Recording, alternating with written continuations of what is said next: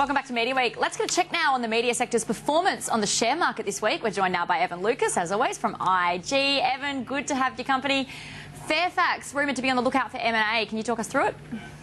Yeah, there is reports coming out from the Australian, and also I'm starting to actually see it from the ABC as well, with regards to the idea that maybe, and I say this quite heavily, that maybe we're starting to see Roger Corbett putting a little bit of the feelers out there for once the reach rule is scrapped. Now, there is a suggestion that he may be looking at having a chat with somebody like Seven, considering they have given a bit of a pass at Domain, and that is obviously underneath the Fairfax banner, and looking at doing a tie-up there. There may even be a possibility of a tie-up with one of the regional sort of media plays as well, suggesting that they do want to look at that sort of TV side of the aspect. It is a rumour. It is certainly talking about the share price. It has seen it holding again around about that 90-cent handle, considering that it's been sort of sliding ever so after what was a relatively good number that it saw at their first half earnings. So interesting development if that was the case. If the reach rule is scrapped and Fairfax starts to look at either doing a merger with some form of TV sort of player, that would be a very interesting development for what is obviously a print media company. Okay, we were talking about 10 a bit earlier in the show, but its share price continuing to slide despite better than expected ad revenue.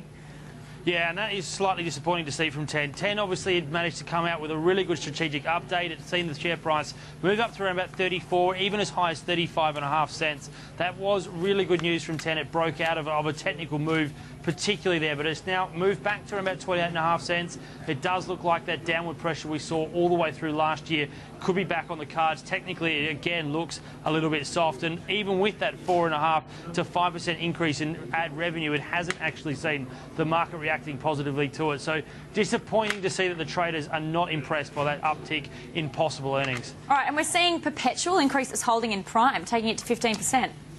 Yeah, Perpetual's been quite active in the media space lately. So we did see last week that one of the major shareholders was selling out of Prime.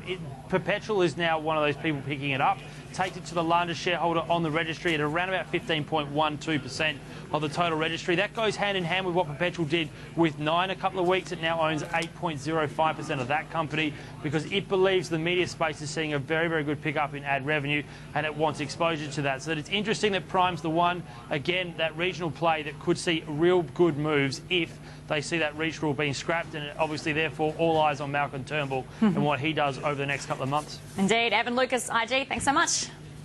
Thanks, Ingrid. Let's go back to our co-host, James Manning now, editor and publisher of Media Week. James, I want to talk about the Nielsen survey because they've released their latest audience numbers for online news sites. Yep. Who's coming number one? Yeah, look, they rank these every month. Ingrid, news.com.au, so the second month at the top.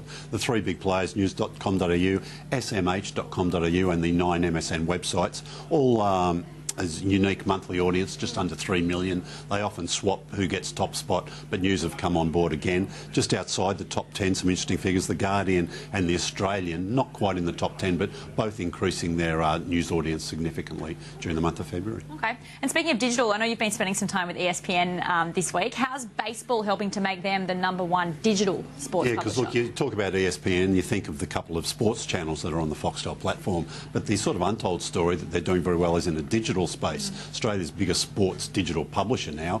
ESPN Cricinfo is theirs. They have footytips.com.au is theirs. So they're getting big audiences across there. They had big numbers last year for the Ashes and across the summers for their cricket site.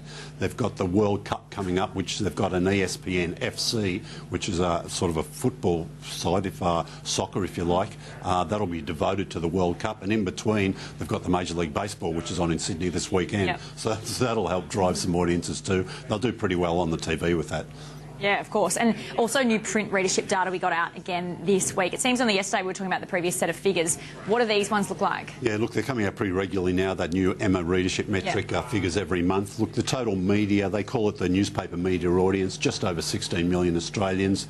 The publishers have worked that out. That's about 92% of the Australian audience aged over 14, so they get pretty good coverage. So is the decline in print starting to sort of steady out, do you think? Yeah, well, they've got, it took them a long time to get it together to merge their digital audience and their print audience, and when you put those two together, it looks a pretty powerful combo. Okay, we're talking about the 2GB radio audience a little earlier. They've got a new CEO now.